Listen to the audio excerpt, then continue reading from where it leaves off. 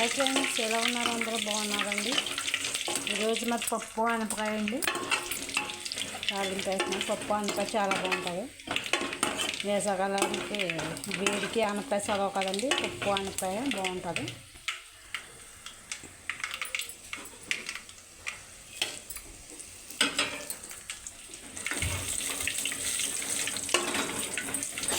పప్పు అనపకాయలోకి తాలింపు ఉంటేనే బాగుంటుంది. తాలింపు బాగా వేగాలండి.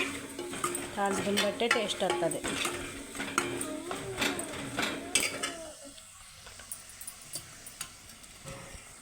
తాలింపు వేగిపోయిందని పప్పు వేసుకుందాము.